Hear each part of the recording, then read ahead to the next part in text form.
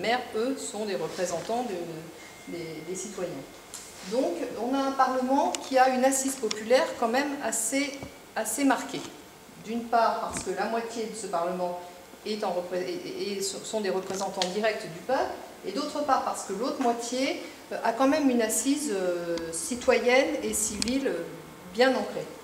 Voilà, alors ce Parlement, il a l'initiative des lois, évidemment, parce que ça c'est la résultante directe de la Révolution de 1789, souveraineté populaire.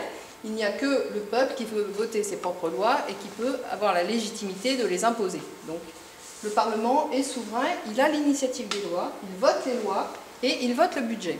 Alors évidemment, dans les institutions de la Ve République, le vote du budget est encadré et c'est quand même le pouvoir exécutif qui a la main sur le budget. Néanmoins, le Parlement continuait quand même à voter le budget et avait un droit d'amendement sur le budget. Alors qu'est-ce qui se passe en Union européenne ? En Union européenne, vous avez effectivement l'équivalent d'un Parlement bicaméral, puisque vous avez en effet deux chambres. Donc la première chambre, celle que vous connaissez bien, puisqu'on va voter bien pour son renouvellement dès dimanche prochain, c'est le Parlement. Ça s'appelle le Parlement de l'Union européenne. Donc ce Parlement, ses membres sont élus par le peuple, donc effectivement, ils représentent, c'est un système de représentativité directe. Et on peut dire qu'il est issu de la voix populaire. Donc, ce Parlement, cette chambre du Parlement n'est pas exactement l'équivalent de l'autre chambre du Parlement, comme ce qui était le cas dans un pouvoir parlementaire classique, puisqu'elles n'ont pas les mêmes prérogatives. Les deux chambres du Parlement n'ont pas les mêmes prérogatives. Les deux chambres du pouvoir législatif n'ont pas les mêmes prérogatives. Le Parlement n'a pas d'initiative des lois, ça on l'a vu puisque l'initiative appartient à la Commission. Elle ne vote que à peu près les 2/3 des textes qui sont proposés, puisqu'il y a des procédures législatives duquel le Parlement est exclu, carrément exclu.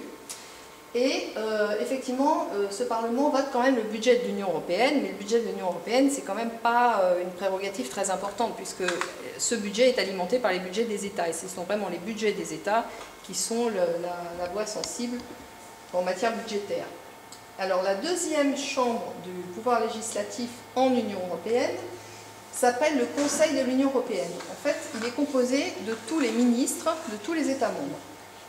Donc ce Conseil de l'Union européenne, ce n'est pas du tout une chambre issue de la représentation populaire. Alors qu'on le voit dans le Parlement sous la Ve République, le Parlement auquel on était habitué, les deux chambres étaient quand même issues des citoyens. Là, vous avez une chambre issue des citoyens, et la deuxième chambre qui n'a rien à voir avec le vote populaire et les citoyens n'ont rien à y voir.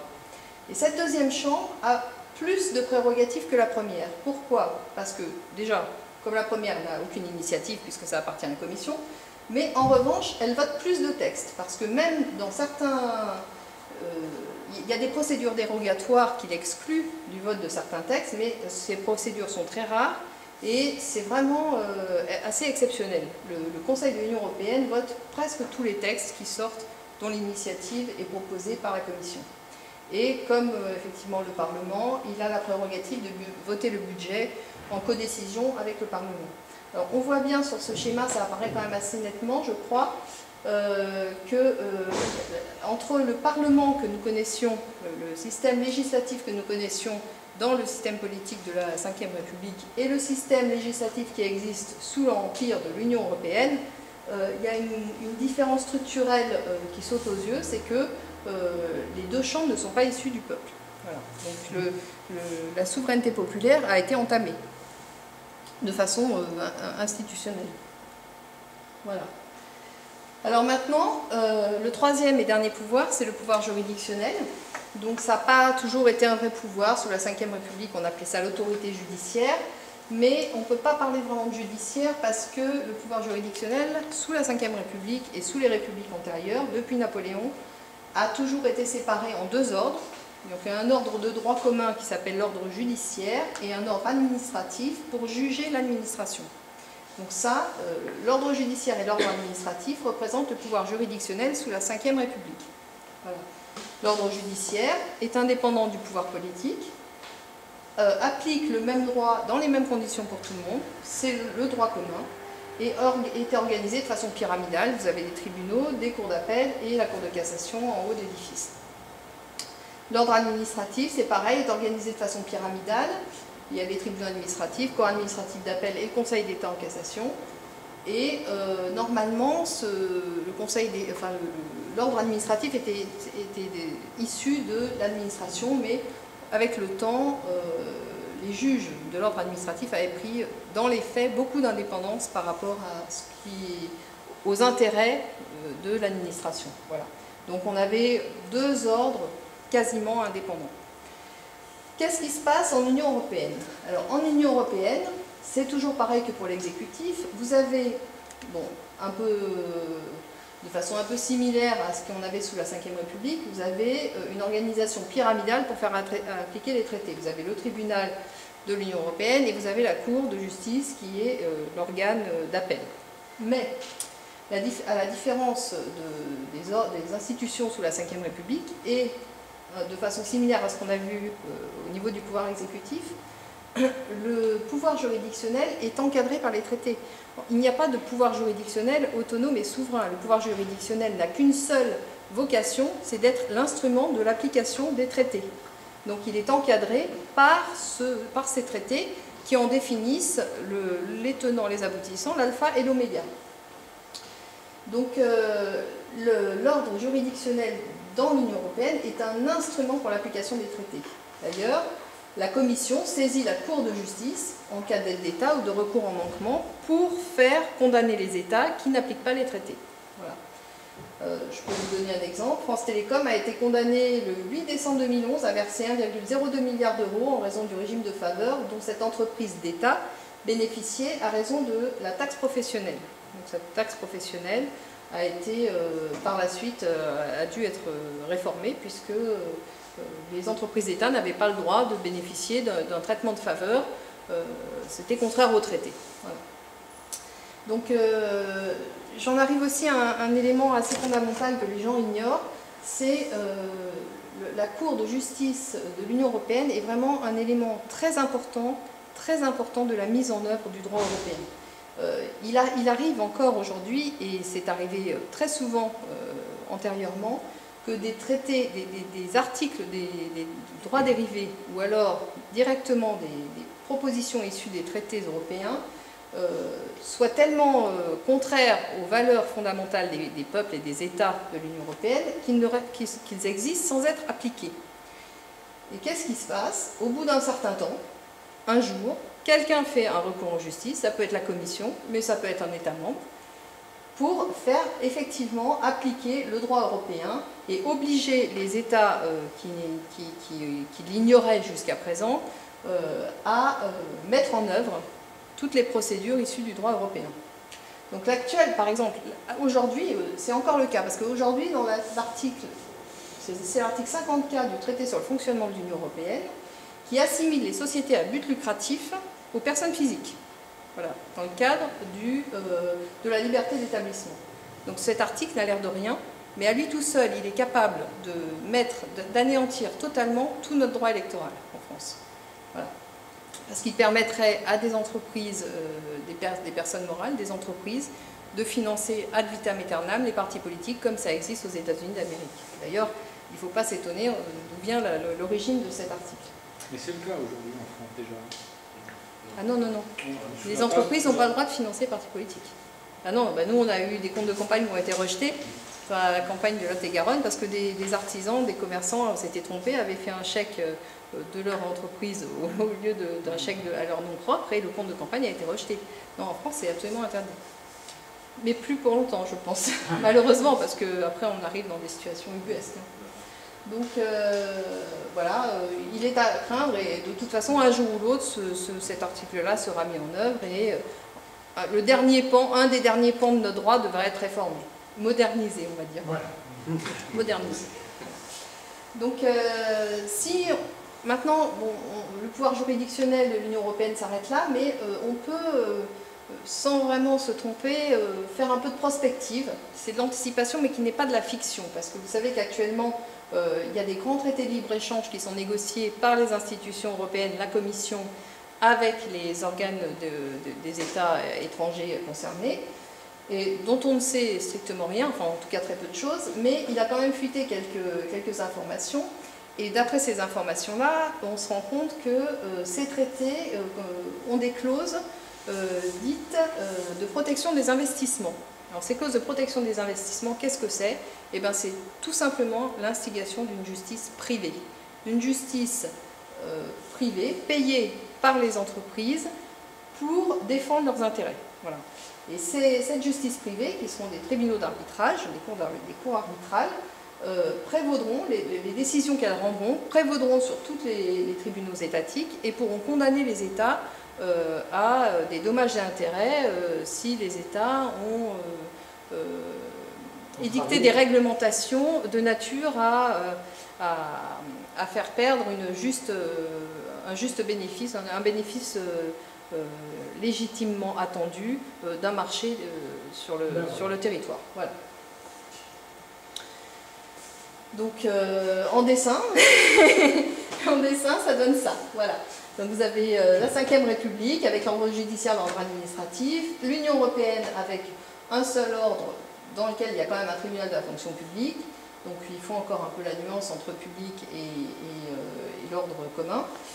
Entre l'ordre commun et l'ordre administratif, je veux dire, mais ça reste un instrument pour l'application des traités. Ce ne sont pas des juridictions libres et souveraines, on va dire. Elles n'ont pas d'indépendance par rapport au pouvoir politique qui les gère. Voilà. Et la prospective TAFTA, voilà, c'est l'arbitrage pour protéger les investissements. Alors nous avons fini avec la première partie qui était une étude institutionnelle assez précise, mais seulement sur les organes principaux de l'Union européenne. Mais ça donne quand même de mettre en perspective ce qu'on a connu en France et ce qu'on vit aujourd'hui. Ça permet quand même de remettre un petit peu les choses en place et de se rendre compte visuellement que finalement on a perdu, le pouvoir du peuple a perdu une grosse partie de ses prérogatives institutionnelles. Voilà. Alors maintenant, comment ça se passe pour les décisions, vraiment les circuits décisionnels au sein de l'Union européenne? Alors là, il y a plusieurs cas de figure. Donc, j'ai analysé d'une part comment ça se passe en cas de modification des traités constitutifs, en cas de négociation de nouveaux traités et en cas de création de droits dérivés, fabrication de droits issus des traités pour les mettre en œuvre. Alors, dans un premier temps, la modification des traités constitutifs. Alors là, vous connaissez tous ce fameux article 48 du traité sur l'Union européenne, parce que vous êtes tous des supériens, vous le connaissez, qui réclame l'unanimité des États membres pour modifier les traités. Ce n'est pas tant l'unanimité pour modifier les traités que pour, une fois qu'ils ont été négociés, pour les ratifier. Voilà, la ratification ne peut se faire qu'à l'unanimité. Alors, cette unanimité, elle est difficile à réunir. Elle est difficile à réunir à tous les points de vue. Au niveau de la négociation, au niveau de la ratification, c'est quand même très lourd et pas évident du tout à mettre en œuvre. Alors, on ne peut pas dire que ça n'existe jamais parce que les traités ont quand même été modifiés un certain nombre de fois. Et la dernière fois, c'est le traité de Lisbonne. Ce fameux traité de Lisbonne qui a échoué une première fois sous forme de constitution européenne en 2005 et qui est passé sous forme de traité de Lisbonne 2 ans plus tard. Alors, vous savez tous que la Constitution européenne a été rejetée le 29 mai 2005 par 55% des Français, mais il n'y a pas que les Français, il y a aussi les Hollandais et les Irlandais qui ont rejeté la Constitution européenne en raison du référendum qui avait proposé de ratifier par référendum. Pardon. Donc, ce traité constitutionnel, cette constitution pour l'Union européenne a été cosmétisé, si je puis dire. Le contenu est resté quasiment invariant. On a changé un peu les formes, on a changé son titre, on a changé un peu l'organisation intérieure des partis, et elle revient en 2007 sous forme de traité de Lisbonne. Sous forme de traité de Lisbonne, qui a été, contre la volonté populaire, ratifié par le Parlement français, réuni en congrès par le chef de l'État de l'époque. Alors bizarrement, à l'époque, vraiment au moment où cette ratification s'est faite en congrès, il y a eu une nouvelle réforme constitutionnelle en France pour supprimer le crime de haute trahison de la Constitution. C'est bien, la forfaiture était vraiment flagrante, tellement flagrante que les institutions dirigeantes de France se sont arrangées pour que le chef de l'État ne puisse pas être mis en cause pour cette forfaiture, en effet cette haute trahison de la volonté populaire, parce qu'il ne faut pas l'oublier, la République, c'est issu de la Révolution française, et la Révolution française, c'est la souveraineté populaire. Il n'y a que le peuple, il n'y a rien au-dessus du peuple pour édicter les lois et imposer et donner la légitimité à tous les textes et les institutions qui s'imposent. Voilà. Il y a eu des politiques pour accepter ça. Ah bah tout le monde, bah non, mais le Parlement a voté. Il faut regarder tous le PS, l'UMP, ils ont voté pour faire passer ce traité. Donc on a été trahi par le pouvoir exécutif, mais aussi par le pouvoir législatif représentatif, entre guillemets, dit représentatif. Parce que là, il y avait des enjeux qui, à mon avis, ont été quand même monnayés. Je ne vois pas comment ça aurait pu être possible de mettre tout le monde d'accord comme ça. Ça me paraît quand même surprenant. Ils n'ont pas fait le même coup avant le traité de Maastricht, ils n'ont pas viré aussi un truc de la Constitution oui, il y a eu oh là là, la Constitution de la Ve République ne ressemble plus du tout à ce qu'elle était sous De Gaulle. Elle a été réformée de multiples fois. Mais là, quasiment le même cas. Ah oui, c'est la forfaiture. De toute façon, dès qu'il y a quelque chose qui les gêne, ils réforment. Surtout à partir du droit européen, effectivement, il y a des tas de choses qui n'étaient pas compatibles, ils ont fait des réformes. Et les réformes au Congrès, réunification du Congrès à Versailles. De l'État ou je sais plus, pareil. Oui, c'est ça. Voilà. Voilà. Alors, on a eu effectivement un cas de changement de traité récent, puisque c'est le traité de Lisbonne, mais on a eu aussi un nouveau traité qui est apparu, et qui est apparu de façon subreptice. Alors c'est un peu pour mettre en valeur comment pratiquent aussi les instances dirigeantes exécutives de nos pays et des institutions européennes. Parce que le cas du MES, mécanisme de stabilité européen, est très révélateur en lui-même de ce qui se passe. C'est-à-dire que les institutions européennes, l'exécutif du pouvoir européen prend des règles, édicte des règles qu'il s'arrange pour ne pas respecter lui-même. Voilà, parce que quand ces règles le dérangent, il passe au travers, il s'arrange pour ne pas se les appliquer. Alors, qu'est-ce qui s'est passé suite à la crise de l'euro en 2010, vous connaissez comme moi, la Grèce s'effondre, etc., etc. Donc ça a été un peu le branle-bas de combat, et il a fallu organiser une capacité financière supplémentaire de l'Union européenne pour éponger les pertes qui arrivaient tout d'un coup massivement. Donc ils ont eu l'idée de créer une institution financière internationale à part entière, qui s'est appelée le Mécanisme européen de stabilité, qui a la capacité de lever des fonds sur les marchés financiers à hauteur de 700 milliards d'euros. C'est quand même pas rien, c'est énorme. L'écho dans le porte-monnaie de chaque citoyen de chaque pays européen existe. Voilà, ce ne sont pas des sommes en l'air qui vont être sorties de nulle part. Hein. Voilà. Donc, alors qu'est-ce qui s'est passé? Le 16 décembre 2010, le Conseil européen se dit, si on passe par le même mécanisme que le traité de Lisbonne, on va avoir du mal à négocier la réforme, on va avoir des problèmes de ratification, il faudra encore passer par les référendums pour certains pays, ça va pas le faire, et surtout on est pris par le temps, il faut que ça aille vite. Donc ils ont trouvé un moyen de réformer les traités sans les réformer. Ils ont utilisé la procédure simplifiée de modification des traités. Cette procédure simplifiée, normalement, ne peut pas être utilisée en cas d'accroissement des compétences de l'Union européenne. Là, typiquement, c'est un cas d'accroissement des compétences, puisqu'on institue une nouvelle institution avec des capacités financières inouïes. Donc, normalement, cette procédure n'aurait pas pu se faire. Ce qu'ils ont fait, c'est qu'ils ont utilisé cette procédure pour amender une petite partie du traité sur le fonctionnement de l'Union européenne. Donc, ils ont amendé un article du traité sur le fonctionnement de l'Union européenne, et parallèlement à ça, ils ont créé un nouveau traité. Voilà. Et ce nouveau traité s'inclut dans les institutions de l'Union européenne par l'amendement de l'article du traité sur le fonctionnement de l'Union européenne. Voilà. Oui, c'est assez dément, c'est absolument dément. C'est des escrocs, quoi. Bien sûr, bien sûr. Donc alors, le 11 mars 2011, le sommet européen décide de voter le traité séparé des traités sur l'Union européenne. Donc, vous avez le traité sur l'Union européenne, le traité sur le fonctionnement de l'Union européenne, et séparément, ils s'organisent de négocier et de voter un nouveau traité qui s'appelle le traité de mécanisme de stabilité européen. Donc le 23 mars 2011, le Parlement européen approuve à une forte majorité ce nouveau traité, ce nouveau mécanisme de stabilité européen. 82%, c'est quand même notable. Hein. Ça met aussi en question quand même la légitimité de la représentativité populaire, parce que on se dit, ou alors les gens ne comprennent rien à rien, ou alors il y a quelque chose, il y a un élément qui nous échappe, qui semble nous échapper. C'est pas eux qui payent. Oui, voilà, ça, déjà c'est sûr que ça compte. C'est pas eux qui C'est payent. plutôt que nos parlementaires n'avaient pas le mandat pour voter. Enfin, on leur Ah a non, pas non, non, donné là c'est le Parlement européen. Hein. Là c'est le Parlement européen. Oui, mais quand Ah oui. ils se présentent pour les élections parlementaires, ils n'ont pas le mandat pour voter ce genre de truc. Ah, On leur oui. donne pas, non, ça, on ne sait pas. On peut pas. Ils ont pas de C'est pas. feuille de route. C'est un blanc-seing quand vous votez Oui, pour un donc- député.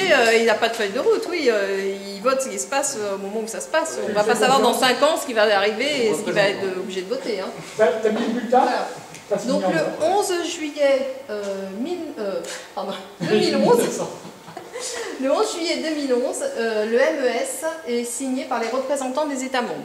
Donc le nouveau traité est signé, il est bien bouclé. Et le 2 février 2012, nouvelle version du MES pour intégrer différents éléments. Le 21 février 2012, l'Assemblée nationale française autorise la création du MES. 28 février 2012, le Sénat se prononce également en faveur du MES.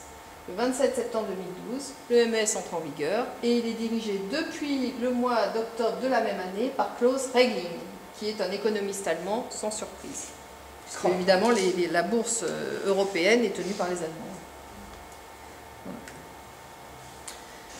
Alors, on a vu comment ça se passait en cas de renégociation des traités constitutifs. Maintenant, je vous propose d'analyser un peu comment se passent les choses en cas de négociation de nouveaux traités. Alors, c'est particulièrement d'actualité parce que, comme on l'a dit tout à l'heure, et comme tout le monde en entend parler quand même, tous les gens qui se posent quelques questions en ont entendu parler, il s'agit actuellement pour la Commission de négocier des traités de libre-échange au moyen des articles 207 et 218 du traité sur le fonctionnement de l'Union européenne. Alors, je dis des traités de libre-échange parce qu'on entend beaucoup parler du TAFTA, tout le monde en parle, mais il y en a deux autres qui sont sur les rangs. Le TAFTA n'est pas tout seul. Hein. Voilà, et c'est quand même pas anodin de le noter.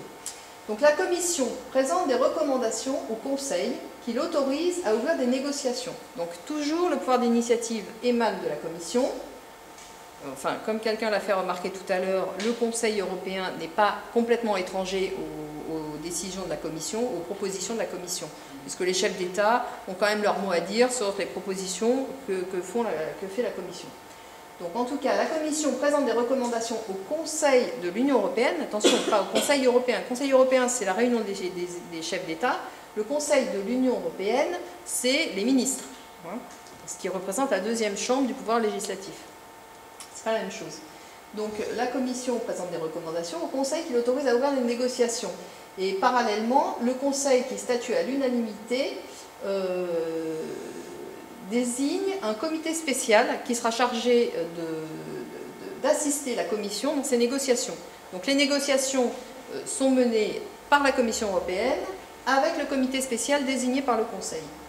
Voilà. Ensuite, le Conseil qui statue à l'unanimité, sur proposition du négociateur, donc le négociateur c'est la Commission et le comité spécial. Le Conseil autorise la signature de l'accord et éventuellement son application temporaire, provisoire, donc c'est quand même pas un pouvoir nul, adopte une décision portant conclusion de l'accord après approbation du Parlement européen, donc le Parlement européen doit quand même se prononcer. Et suite à ça, l'accord qui a été mené dans ces conditions doit être approuvé par tous les États membres en fonction de leurs règles constitutionnelles, ce qu'on a vu tout à l'heure. Voilà.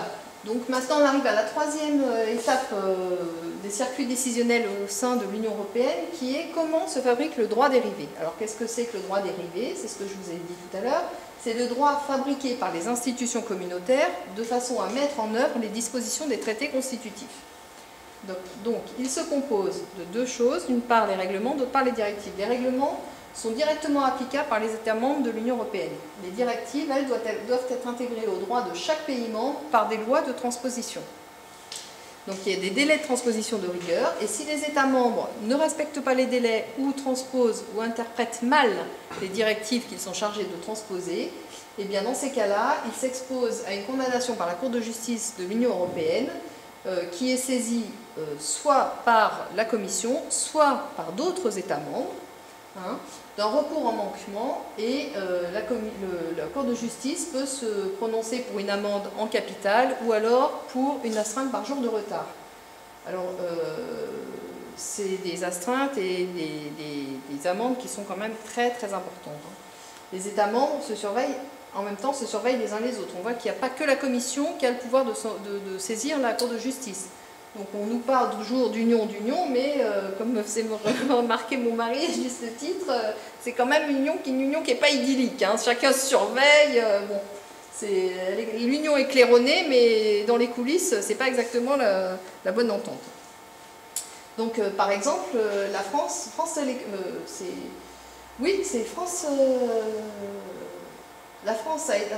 a été condamnée à 10 millions d'euros en 2008 pour avoir tardé à transposer une directive sur les OGM qui avait finalement été transposée en juin de la même année. Donc la condamnation est intervenue après la transposition, mais comme on avait tardé, on a quand même eu l'amende de 10 millions. Voilà. Donc 10 millions, il faut quand même les payer. Hein. Si on se fait condamner plusieurs fois à 10 millions, les caisses du budget de l'État se vident. Donc qu'est-ce qui se passe ?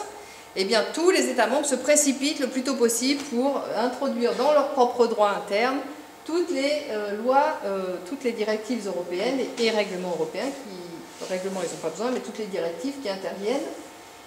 D'où, en France, toutes les lois dites de modernisation que l'on connaît depuis 35 ans.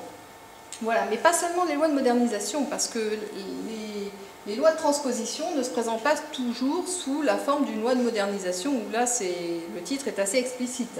Des fois, elles n'indiquent rien du tout que leur intitulé, que le thème sur lequel elles se prononcent. Par exemple, la directive service du 12 décembre 2006 a généré pour sa transposition en droit français 3 lois. Elle a généré la loi dite de modernisation de l'économie, du 4 août 2008. Donc, loi de modernisation, c'est signé, c'est une loi de transposition. Mais elle a aussi généré la loi portant réforme de l'hôpital, qui n'indique pas a priori que c'est une loi de transposition directive, et la loi de développement et de modernisation des services touristiques. Voilà. Alors, modernisation, on sait que c'est signé. Par contre, la loi de réforme de l'hôpital, voilà, le titre, c'est le contenu qui est en cause dans ce texte, mais pas du tout modernisation. Donc, en plus, ce qu'il faut savoir, c'est que le gouvernement français a tellement peur de se faire condamner par la Cour de justice qu'il s'arrange pour recourir à l'article 38 de la Constitution et à transposer massivement tout un tas de directives par la voie des ordonnances. Donc, il y a une délégation législative, le Parlement autorise, pour une durée déterminée, le gouvernement à faire des lois à sa place. Ça s'appelle une ordonnance. Voilà, aujourd'hui, on estime que à peu près 80% du droit français qui s'applique sur le territoire français est issu des directives européennes. Et encore, tout n'a pas été réformé. Ils y viendront. Alors, l'initiative de ces lois, de ce droit dérivé, on l'a vu, appartient exclusivement à la Commission européenne. Et pour le vote de ces lois, là, il y a plusieurs modalités. Donc, il y a une modalité classique, qu'on appelle classique, on peut appeler classique parce que c'est ce qu'on a connu dans les républiques sous lesquelles nous avons vécu. Donc c'est une procédure ordinaire, dite de codécision. Les textes doivent passer dans les mêmes chambres et être votés dans les mêmes termes par chacune des deux chambres, c'est-à-dire le Parlement et le Conseil de l'Union européenne. Donc ça s'appelle la procédure ordinaire. Ça concerne à peu près 85 domaines, alors l'agriculture, la justice, liberté, sécurité, toutes les matières qui nécessitent la majorité qualifiée du Conseil. Donc il y a un va-et-vient entre les deux chambres, et ça c'est une procédure classique que tout le monde connaît. En revanche, ce qui est beaucoup moins classique, c'est les procédures dites spéciales.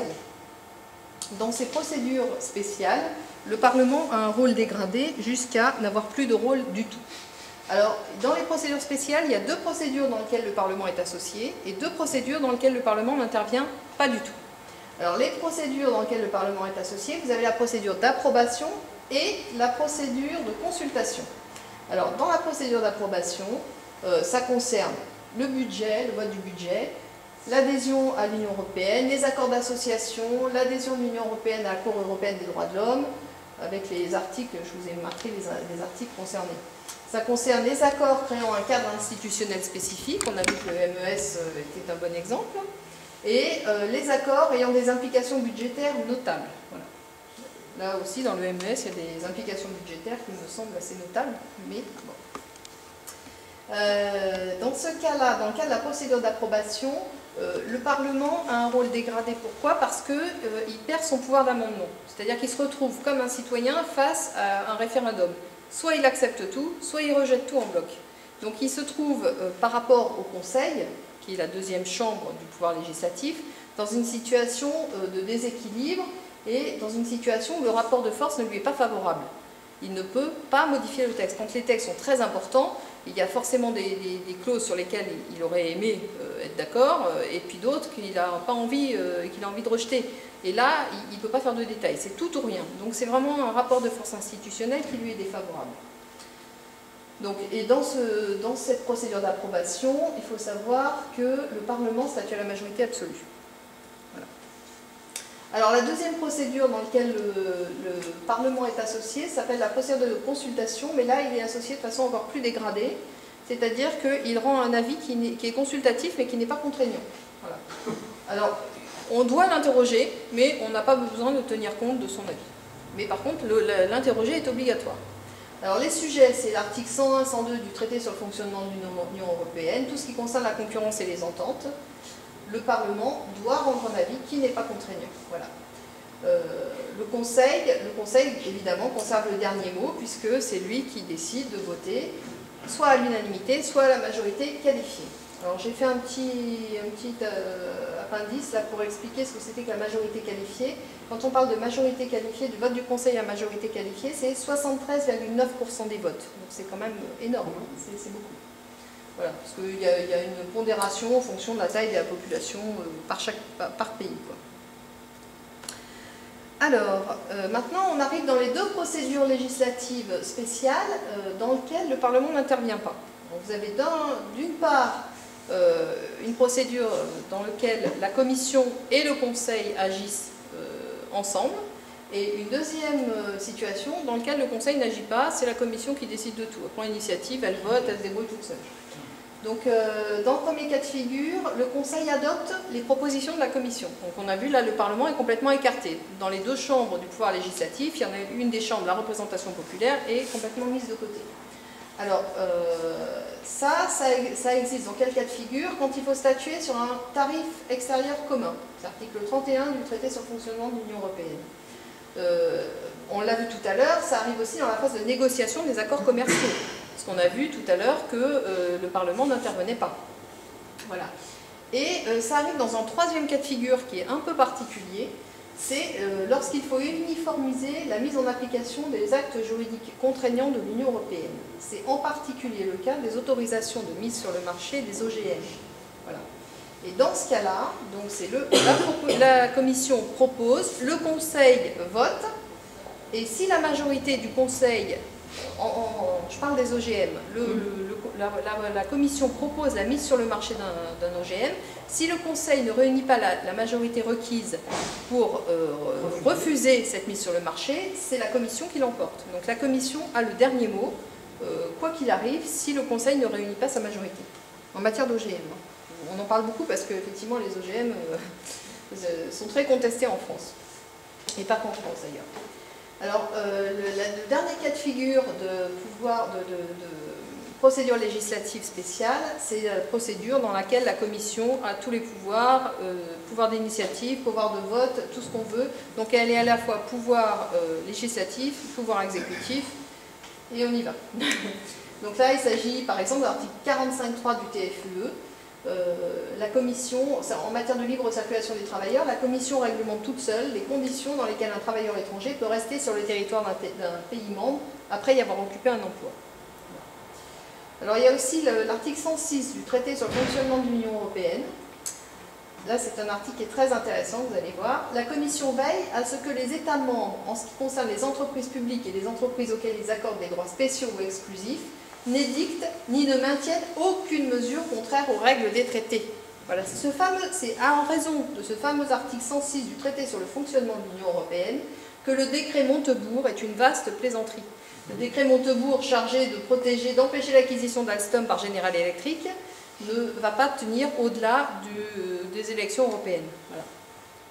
Ce traité qui est en vigueur, ce décret qui a été rentré en vigueur avec la rapidité de l'éclair, parce que dès vendredi 16 mai 2014, il était en vigueur, et qui prétend étendre à l'énergie et au transport le mécanisme de protection des entreprises stratégiques contre les appétits étrangers, sera de toute façon, quoi qu'il en soit, retoqué par la Commission. Sinon, nous en paierons les frais et il faudra aller devant la Cour de justice, on paiera des amendes et des astreintes. Et ça sera retoqué par la Commission, qui d'ailleurs a d'ores et déjà mis en garde le gouvernement français contre la tentation protectionniste. Voilà. Donc le traité Montebourg est enterré avant même d'avoir vu le jour. Et Arnaud Montebourg, c'est vraiment le roi des esbrouffeurs. Parce qu'il n'en est pas à son coup d'essai, il faut des choses pareilles.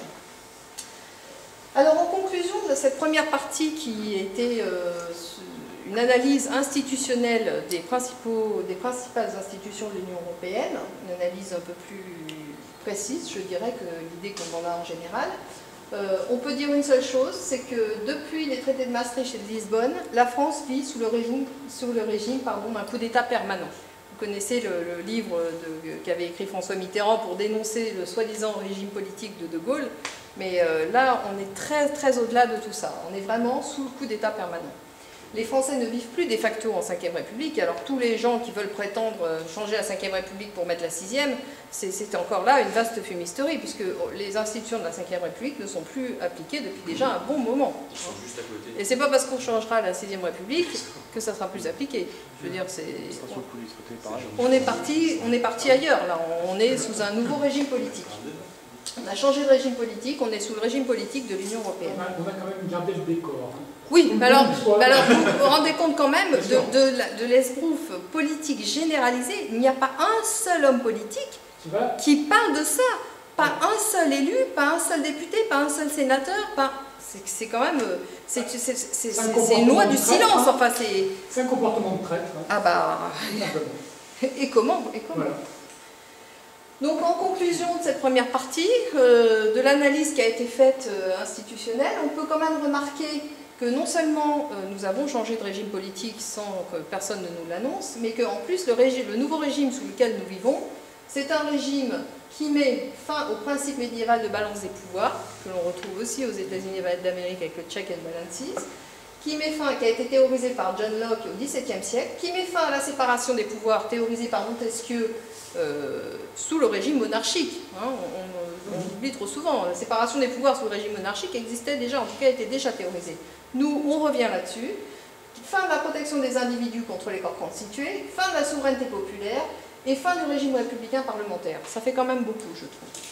Chacun appréciera. Voilà, donc là, la première part, voilà, ça c'est les institutions.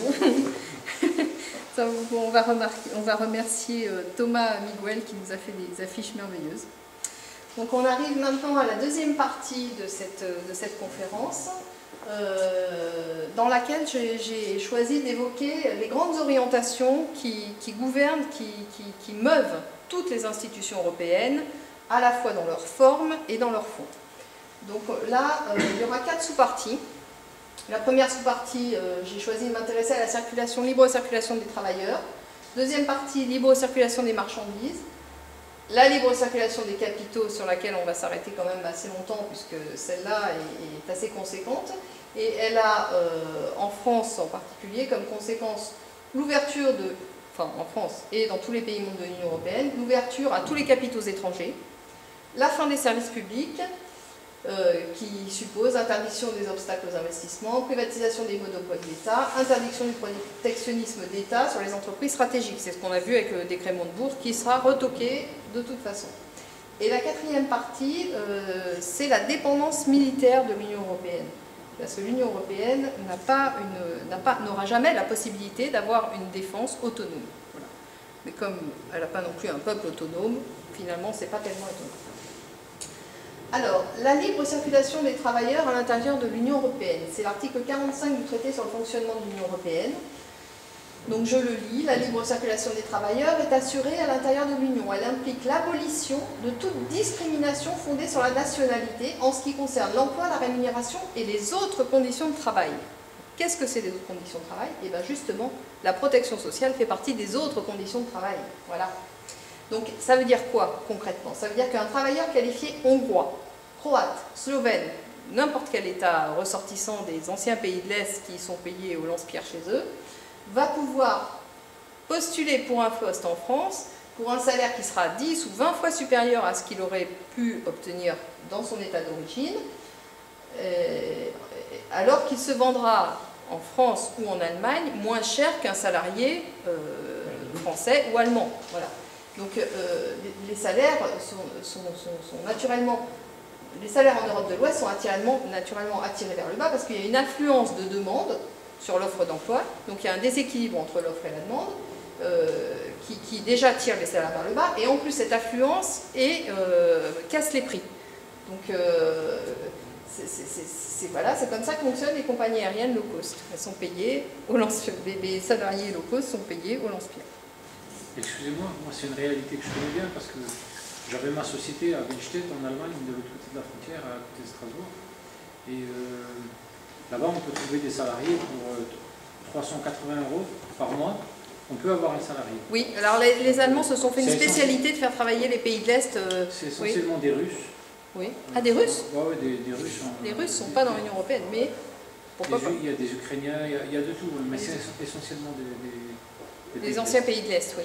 Mais il doit y avoir des Polonais. C'est que des Slaves en général. Oui, c'est les anciens pays de l'Est. Pour 380 € par mois, moi à l'époque, on m'avait proposé des salariés. On ne peut pas résister, les entreprises ne peuvent pas résister. Hein. Ni les entreprises, ni les humains. Hein. C'est un système qui va tout broyer. Les entreprises, même en voulant rester intègres, ne peuvent pas, ne survivront pas. Voilà. Ouais. Mais la plupart des Français ne le savent pas. Non, mais c'est pour ça que je fais cette conférence. En Allemagne, les salariés touchent 380 € par mois. Oui, je sais. Et c'est pour ça qu'on se bat, en fait, c'est surtout les Allemands qui sont très attachés à faire rentrer l'Ukraine dans l'Europe. Pourquoi? Parce qu'ils pourront même diviser le salaire de 380 par deux. Oui, le patronat allemand, on va dire. Oui, on va dire ça. Pas le salarié allemand, qui n'a pas le même point de vue. C'est pour ça qu'on nous explique qu'il faut qu'on fasse comme les Allemands. Oui, mais bien sûr. Mais alors les Allemands ont réinventé le STO. Finalement, ils font travailler à bas prix les gens, les citoyens des anciens pays de l'Est, et ils cassent les prix, et ils cassent leur population. Bon. Alors, mais là, on a commencé, on n'est pas encore entré vraiment dans le vif du sujet. Parce que ça va encore un pas plus loin que le simple fait que des travailleurs hongrois ou slovènes peuvent venir travailler sous un contrat de travail français sur le sol français, sur le territoire français. Ça casse les prix de façon mécanique, mais la libre circulation des travailleurs ne s'arrête pas là, loin s'en faut. Vous allez voir, un travailleur polonais, roumain ou slovène peut venir temporairement travailler en France en conservant le régime juridique de son contrat de travail initial, de son pays d'origine. Alors, vous avez la directive travailleurs détachés, dont on commence à parler beaucoup en ce moment, qui date de 1996 et qui édicte 3 cas dans lesquels cette situation est possible. D'une part, l'employeur détache un travailleur vers un autre État membre pour son compte et sous sa direction dans le cadre d'un contrat conclu entre lui et l'autre partie située dans cet État. Voilà, par exemple, un contrat de travaux publics. Voilà, vous allez avoir un travailleur slovène, son employeur a conclu un contrat de travaux publics avec Vinci, voilà, l'entreprise Vinci, et le travailleur slovène va être détaché par son employeur slovène pour aller travailler en sous-traitant ou avec le contrat que son employeur a conclu avec Vinci. Premier cas de figure. Deuxième cas de figure, l'employeur détache un travailleur vers un établissement ou une entreprise appartenant au même groupe situé sur le territoire d'un État membre. Alors là, on est dans le groupe de sociétés. Vous avez une société qui a un établissement en Slovénie, un établissement en France, et là, les travailleurs peuvent s'échanger sous contrat de travail slovène. Voilà. Troisième cas de figure, troisième et dernier cas de figure en cas de travailleur détaché, c'est une agence d'intérim ou un bureau de placement loue les services d'un travailleur à une entreprise cliente implantée ou opérant dans un autre État membre. Donc là, vous avez le bureau de placement slovène qui va louer le slovène pour aller faire de la sous-traitance chez De Vinci ou n'importe quel... Oui, ça c'est déjà opérationnel. Hein. Ça c'est déjà opérationnel. Oui, bah, la directive date de 96. Dans le pays d'Europe, ah oui, ça c'est opérationnel. Oui, non, mais ça c'est un fait. Hein. Voilà, les gens ne le savent pas, mais ça s'applique en France. C'est un fait. La directive date de 96, hein, elle n'est pas toute récente. Alors, on va encore un peu plus loin maintenant. Vous vous souvenez peut-être de la directive dite Bolkestein qui a fait beaucoup parler d'elle en son temps, qui a été adoptée en 2006, transposée en 2009, mais contre laquelle une levée de bouclier avait eu lieu, en particulier par certains syndicats et par une grosse partie quand même des populations d'Europe occidentale. Alors cette directive service, pourquoi avait-elle autant fait parler d'elle? Parce qu'elle voulait instituer le principe dit de l'état d'origine. Alors là, c'était d'une façon générale, on indiquait par ce principe qu'un travailleur pouvait conserver son contrat de travail de son état initial en allant travailler n'importe où ailleurs dans un état de l'Union européenne. Voilà. La conservation du contrat de travail d'origine, quel que soit le pays d'exécution de la prestation. Voilà. Ça n'est pas passé, la directive a supprimé ce principe, la directive Bolkestein est passée, mais elle a supprimé de son contenu le principe dit de l'état d'origine. Donc là, vous voyez, on est en 2006, transposé en 2009. Qu'est-ce qui s'est passé à la suite de ça? Comme vous ne serez plus surpris parce que vous connaissez maintenant la modalité de fonctionnement des têtes dirigeantes de l'Union européenne, un règlement du 17 juin 2008 est intervenu, donc avant la mise en application de la directive Bolkestein, concernant un autre sujet apparemment, puisque ça concerne la loi applicable aux obligations contractuelles. Alors, qu'est-ce que dit ce règlement? Ce règlement, dans son article 2, dit « La loi désignée par le présent règlement s'applique même si cette loi n'est pas celle d'un État membre. » Donc, qu'est-ce que c'est? C'est le principe de l'État d'origine en pire, parce que l'État d'origine, c'était à l'intérieur de l'Union européenne. Là, vous avez le principe de l'État d'origine dans le monde entier. Voilà. Donc techniquement, c'est ce que j'expliquais tout à l'heure, ça c'est pas mis en application, parce qu'évidemment, si on dit ça aux gens, tout le monde va se lever, ça va être la révolution dans tous les pays, ils ne peuvent pas gérer ça. Donc qu'est-ce qui se passe?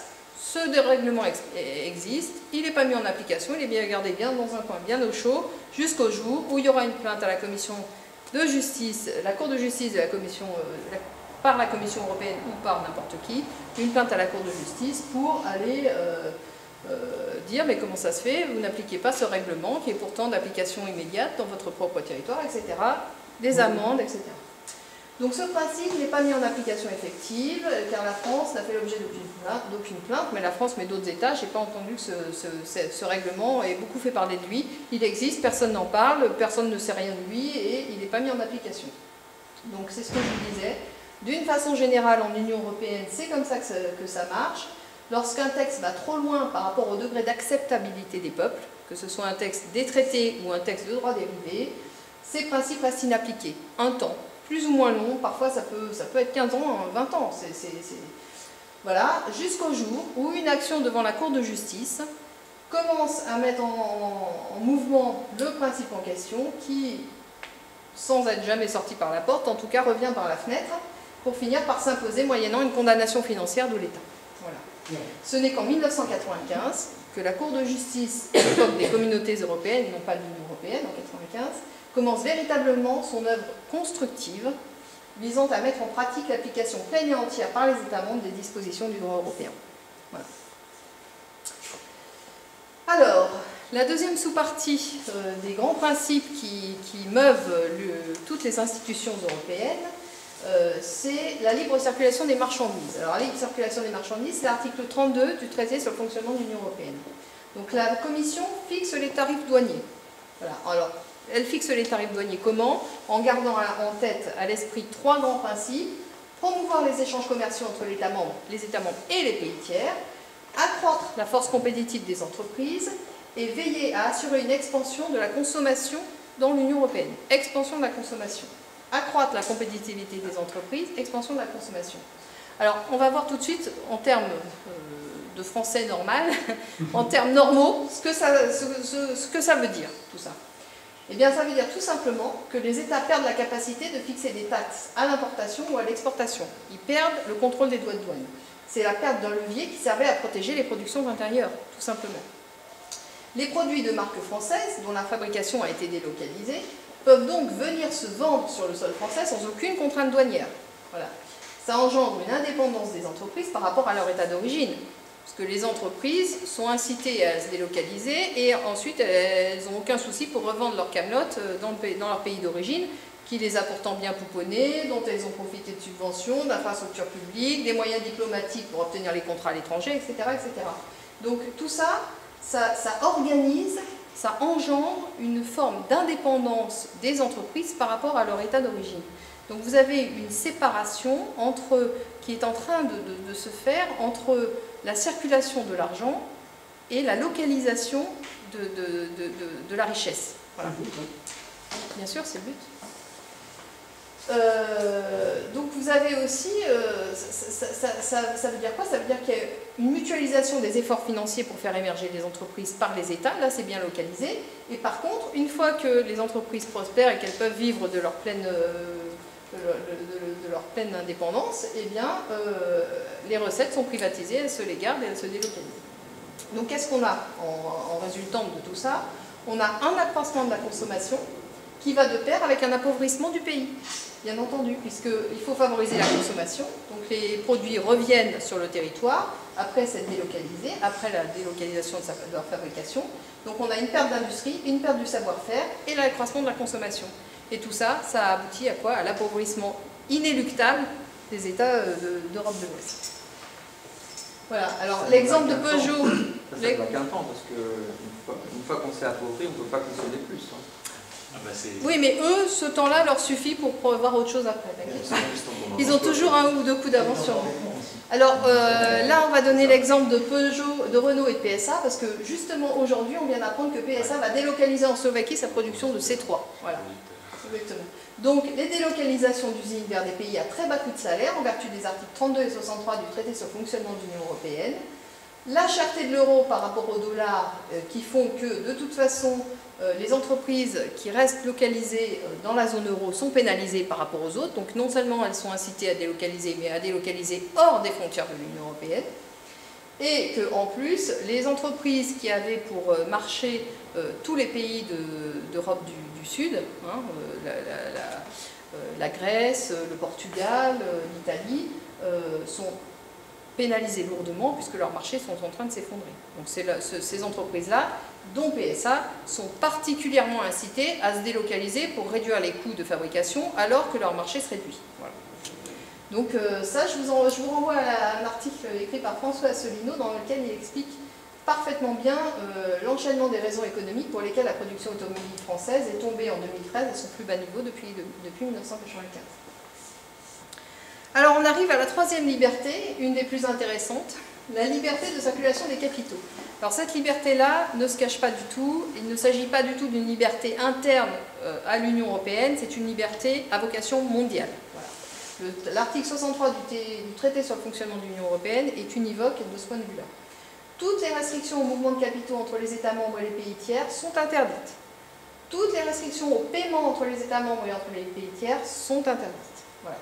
Alors les conséquences pour les pays membres de l'Union européenne, les États membres n'ont plus le droit de protéger leur patrimoine économique. Voilà ce que ça veut dire. L'obligation de libéraliser tous les services publics, fin des monopoles publics sur les services publics, engendre la fin de la notion même de service public, parce que effectivement des entreprises privées rendent des services, mais ce n'est pas des services publics, c'est des services payants et dont elles déterminent plus ou moins librement le prix. On n'a plus de services publics. Les services publics sont amenés à disparaître totalement, même en termes de terminologie. Interdiction de localiser la richesse produite par les entreprises. C'est ça que ça veut dire aussi.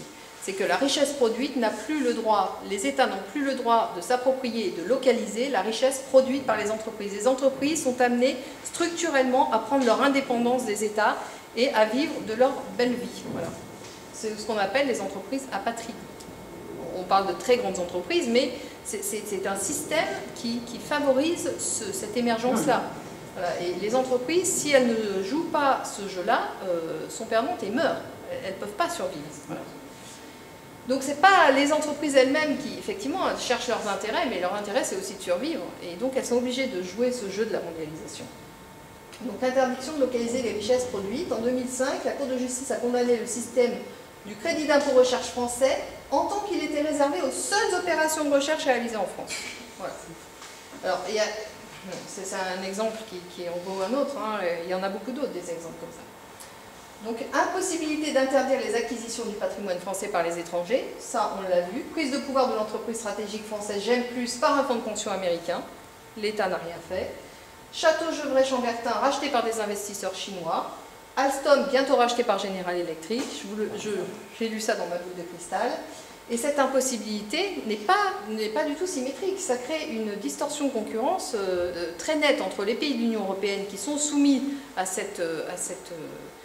cette prison, à ces chaînes très très lourdes, par rapport à d'autres États du monde, à tous les autres États du monde, et en priorité les États-Unis d'Amérique, qui interdisent le rachat de leur patrimoine ou de leurs industries stratégiques. Par exemple, les États-Unis se sont opposés en 2008 au rachat de 3Com par le groupe chinois Huawei. Mais il y a eu d'autres exemples, hein, j'en ai pris un peu au hasard. Voilà, c'est le cas aussi de la Chine, parce que, comme le répète souvent François Asselineau, aucun étranger ne pourrait se porter acquéreur d'un grand jardin de thé chinois. Voilà. Mais c'est au nom de quoi, toutes ces lois qui nous ont... Ah bah c'est les traités liberté de circulation des capitaux. Oui, mais il y a bien un moment où ils ont dû justifier qu'il fallait faire ces lois-là. Ah non, les gens qui imposent ces traités ne justifient rien à personne. On vous demande de justifier, là, dans les négociations sur les grands traités de libre-échange, personne ne se justifie. Hein.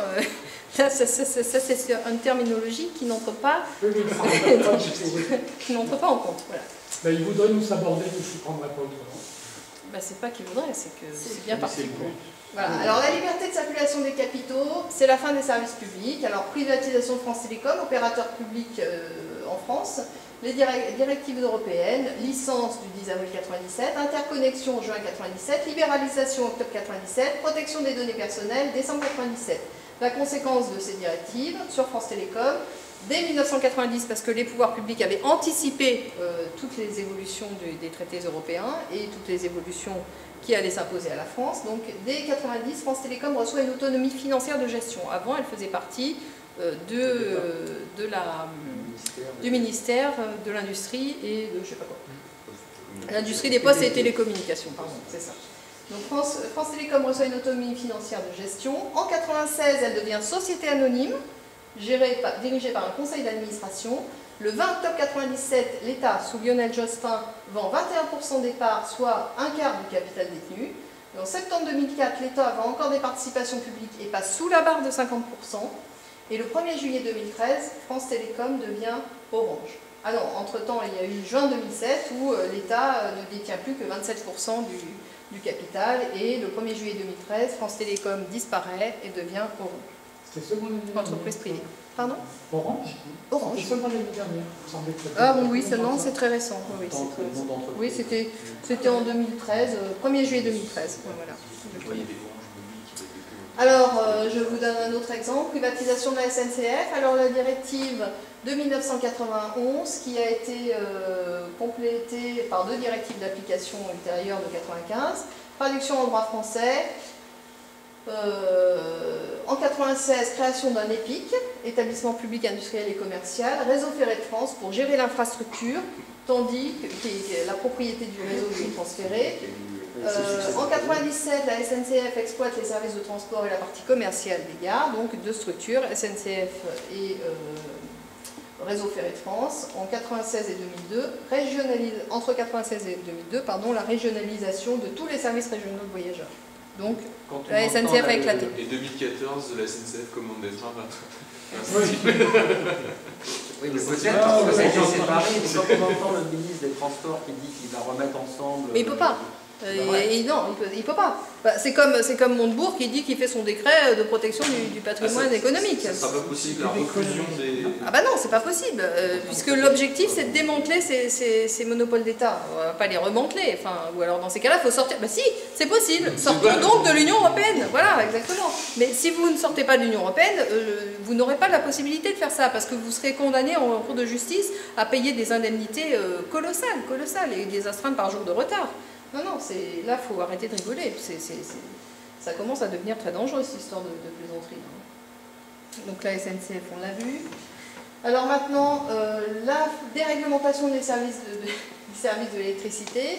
Donc tout va y passer. Là, c'est quelques exemples. La directive du 19 décembre 1996, traduite en France par la loi NOM, Nouvelle Organisation du marché de l'électricité. Alors tout ce qui est modernisation, nouveau, tout ça, vous pouvez être sûr, c'est des transpositions directes de directives européennes. Voilà. Alors là, partage de la rente nucléaire entre EDF et les fournisseurs alternatifs d'électricité, partage du volume d'électricité entre les divers fournisseurs, scission de EDF avec ERDF, chargé de l'acheminement de l'énergie, EDF chargé de la production et de la commercialisation, sur le même modèle que la SNCF. Voilà. Ensuite, alors là, on arrive à quelque chose aussi d'intéressant, la libéralisation, le grand marché de libéralisation du gaz en Union européenne. Qu'est-ce que c'est que ce grand marché de libéralisation de l'énergie? Alors, vous avez une directive qui concerne l'électricité, l'autre du même jour, en 2003, la même année, qui concerne le gaz naturel, et la conséquence de ces directives intéressantes pour créer un grand marché du gaz en Union européenne, eh bien, ça passe par l'autorisation d'établissements financiers à fournir du gaz. Donc, vous avez des banques qui fournissent du gaz. Une banque qui fournit du gaz, qu'est-ce que c'est? Eh bien, ce n'est rien d'autre qu'un intermédiaire qui spécule. Voilà, parce qu'une banque ne va pas aller s'encombrer des infrastructures pour gérer l'extraction du gaz, etc. Donc, une banque qui est autorisée à distribuer du gaz, c'est un intermédiaire de spéculation, uniquement. Donc vous avez l'arrêté du 9 juillet 2007, la BNP, en première ligne. En 2007, elle avait de l'avance sur les autres. Ensuite, vous avez JP Morgan, Goldman Sachs, Société Générale, et... non, vous avez BNP en premier, JP Morgan en deuxième, Goldman Sachs en troisième, Deutsche Bank en quatrième, et Société Générale, la bonne dernière, mais qui a quand même eu l'autorisation en 2010. Le 5 janvier, non, le 22 septembre, pardon. Ça, c'est sur le territoire français ou c'est à l'échelle européenne? Ah non, non, non, ça c'est les arrêtés sur le territoire français, mais à l'échelle européenne, c'est le grand marché privé d'énergie. Non, ces arrêtés-là sont directement, sont la conséquence directe des directives plus haut. C'est pour ça que je vous mets d'une part les directives et les conséquences sur le marché, sur le territoire national. C'est la conséquence directe des directives qui veulent instaurer un grand marché privé d'énergie, c'est ça, c'est les banques qui distribuent du gaz.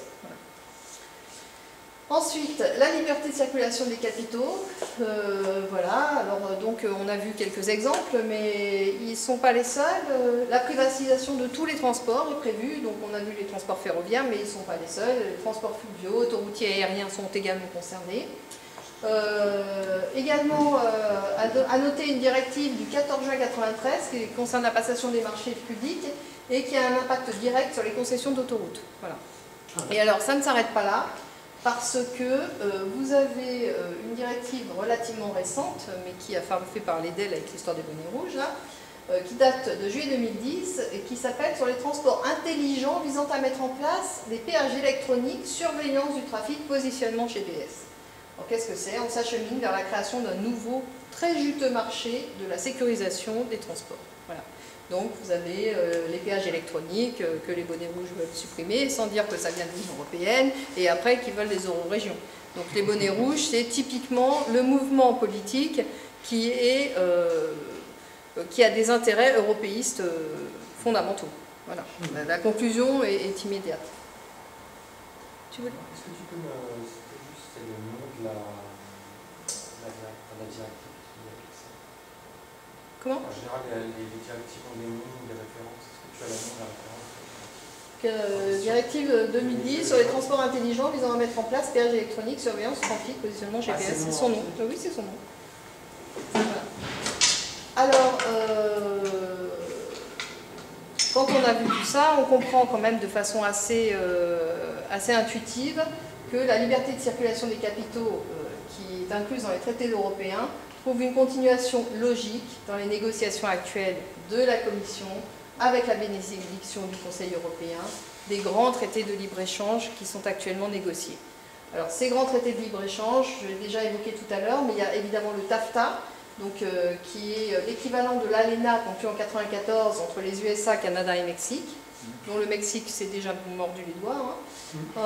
Donc le TAFTA conclu entre l'Union européenne et les États-Unis d'Amérique, l'AECG conclu, enfin pas conclu, négocié entre l'Union européenne et le Canada, et le TISA, que personne ne connaît mais qui gagne à être connu, qui est un accord sur la libéralisation poussée du commerce des services. La libéralisation poussée des services. Voilà, des services. Donc là, on revient sur la liberté de circulation des travailleurs qu'on a évoqué tout à l'heure.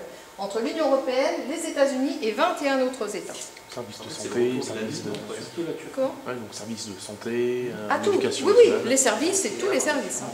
Il n'y en a pas qui sont... oui, tout sera privatisé. C'est le retour de l'AMI en fait presque. L'AMI, l'accord multilatéral sur investissement qui avait été bouté, je crois. Oui, oui, mais là, oui, Qui bien revient sûr. par- Mais de toute façon, chaque fois qu'on boute quelque chose par la porte, j'ai essayé de vous le montrer avec quelques exemples, il revient par la fenêtre. On a eu ça avec le MES, on a eu ça avec le règlement qui réintroduit le principe de l'état d'origine. Enfin, tout est comme ça. Il ne s'arrête jamais à un échec. Voilà. D'une façon ou d'une autre, un échec entraîne un succès. Voilà. C'est leur credo. L'échec entraîne le succès. Pour eux. Un pas en avant, un pas en arrière, Non, deux non, pas en non. avant, un pas Nous, en on fait les arrière, pas en deux arrière et eux, ils font les pas en avant. Nous, on recule et eux, ils avancent. Quand ils voient que ça passe pas, ils reculent et puis après ils recommencent. Oui, ils reculent, ils font semblant. Oui, Ils n'ont jamais reculé parce qu'ils D'accord. ont préparé, ils ont toujours un ou deux coups d'avance sur ce que nous, on découvre. Après, quand on trompe Alors, les gens, c'est facile. le dernier paragraphe de cette deuxième partie de mon exposé concerne l'assujettissement militaire de l'Union européenne à l'OTAN. Donc la défense de l'Union européenne est subordonnée à l'OTAN par l'article 42.2, alinéa 2 du traité sur l'Union européenne. L'OTAN est sous contrôle américain, tout le monde le sait. Par voie de conséquence, l'OTAN a inventé le concept de guerre pour le compte d'autrui. Vous avez donc les États de l'Union européenne qui financent des guerres américaines de l'OTAN, qui financent via l'OTAN les guerres des États-Unis d'Amérique. Et c'est d'ailleurs la dépendance de l'Union européenne à l'OTAN qui explique pourquoi la Turquie doit absolument entrer dans l'Union européenne. Pourquoi la Turquie et non pas la Russie, hein, et la Russie est naturellement peut-être un peu plus concernée encore que la Turquie par le continent Europe. Alors, il s'agit de faire coïncider le périmètre de l'OTAN avec celui de l'Union européenne. L'Union européenne et l'OTAN sont les versions civiles et militaires d'une même médaille, qui est une médaille de domination américaine. Voilà. Conclusion de la deuxième partie. Les traités européens mettent en concurrence les systèmes de protection sociale de tous les pays membres. Donc, l'organisation d'une mise en concurrence a pour objectif l'uniformisation du coût du travail revu à la baisse, mais sérieusement à la baisse, et sur le modèle de ce qui existait dans les anciens pays d'Europe de l'Est, c'est-à-dire où tout était pris en charge par l'État, mais il y avait, finalement ça ne coûtait rien à personne. Voilà. Les traités européens incitent les entreprises d'Europe de l'Ouest à se délocaliser, parce que si elles ne le font pas, elles ne survivent pas. Donc l'Union européenne est le moteur de la délocalisation des entreprises européennes. Elles interdisent aux États de protéger leurs entreprises et leur patrimoine stratégique. Les traités européens interdisent aux États de localiser la richesse produite.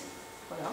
Donc c'est une prise d'indépendance. On organise petit à petit la prise d'indépendance, c'est ce que je vous disais tout à l'heure, des entreprises par rapport aux États. Voilà. L'Union européenne, c'est la structure qui permet, conformément au vœu de Denis Kessler de 2007, de démanteler méthodiquement les acquis sociaux du Conseil national de la résistance.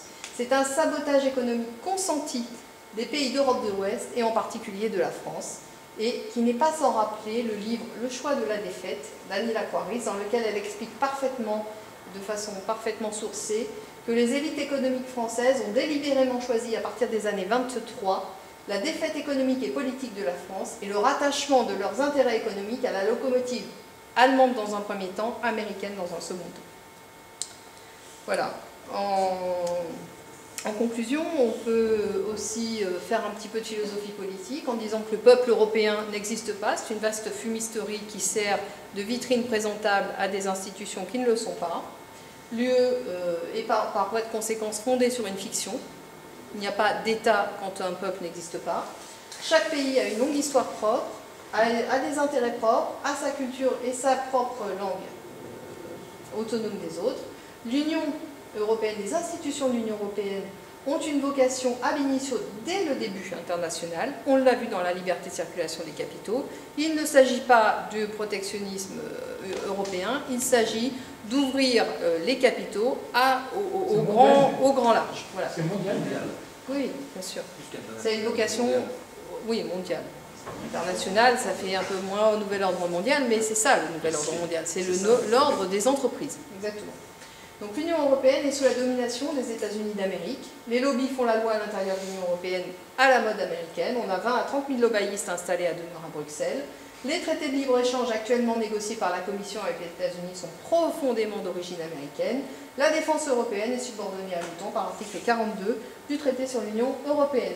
Voilà où nous en sommes. On est à la moitié du bateau du Titanic. On essaye, ça c'est l'UPR. Là, vous voyez écrit à faire, c'est pas la France en fait, c'est l'UPR. Mais on essaye de ramer, mais bon, pour l'instant, c'est pas encore complètement acquis. Alors, la conclusion. En conclusion, qu'est-ce que sont réellement les institutions de l'Union européenne et les valeurs portées par l'Union européenne?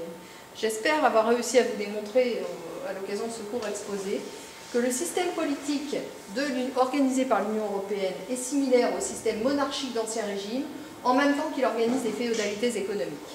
Une conception commerciale et marchande du monde propre à la civilisation anglo-saxonne. L'article 54 du traité sur le fonctionnement de l'Union européenne, en matière de liberté d'établissement, assimile les sociétés, attention, à but lucratif seulement, pas celles qui sont à titre gratuit, les sociétés à but lucratif sont assimilées à des personnes physiques. Une organisation favorable à la concentration extrême des capitaux par le biais du choix de mise systématique en concurrence de tout ce qui vit sur Terre, un outil de domination géopolitique aux mains des Américains. Les traités de libre-échange ont toujours été utilisés comme instrument de domination par les Américains, ça c'est de l'histoire. François Asselineau a beaucoup détaillé sur tout ça. Les grands traités de libre-échange actuellement en cours de négociation par la Commission de Bruxelles trouvent leur pendant en Asie avec des négociations en cours sur le grand marché transpacifique. Donc personne n'entend parler chez nous. On n'entend déjà pas parler du grand marché transatlantique, alors encore moins du grand marché transpacifique. Néanmoins, c'est une réalité qui est en train de se négocier actuellement. Donc l'objectif, c'est d'isoler la Chine et la Russie, d'isoler économiquement techniquement, financièrement, l'immense ensemble continental représenté par la Chine et la Russie. Et l'autre instrument de domination américaine, évidemment, a toujours été les forces armées. Et là, on voit bien que l'OTAN, que l'Union européenne, on l'a vu tout à l'heure, est assujettie à l'OTAN et donc est contrôlée par les États-Unis d'Amérique. La conclusion, c'est qu'il faut sortir de l'Union européenne, de l'euro et de l'OTAN, qui sont des véritables prisons des peuples, qui organisent un véritable système politique de type féodal. Il n'y a plus de séparation des pouvoirs, il n'y a plus même de check and balance, de balance entre les pouvoirs. Les représentants du peuple n'ont pas de prérogatives politiques réelles. Cette Union européenne, l'euro et l'OTAN nous mèneront à la ruine et nous mèneront à la guerre intérieure et extérieure. Je n'ai pas trop détaillé sur la guerre intérieure parce qu'il y aurait beaucoup à dire sur les euro-régions. Je ne pouvais pas, dans le cadre d'une seule conférence, parler de tous les sujets. Donc je n'ai pas détaillé sur tout ça, mais je vous invite à aller sur le site upr.fr que vous connaissez peut-être, à visionner les conférences de François Asselineau qui sont disponibles sur Internet et vous comprendrez pourquoi l'Union européenne veut les euro-régions. C'est une politique de guerre qui en fait correspond à l'adage diviser pour mieux régner. Plus vous avez des entités réduites, moins elles sont censées et moins elles sont dans la capacité d'opposer une résistance aux grands mouvements que vous pouvez mettre en œuvre. Voilà. Les conférences que je vous invite à aller visualiser, visionner, écouter, regarder, apprendre par cœur même si vous voulez. Et voilà, si vous ne l'avez pas encore fait, je vous conseille d'aller télécharger notre profession de foi. Et maintenant, un débat avec nous-mêmes. Voilà.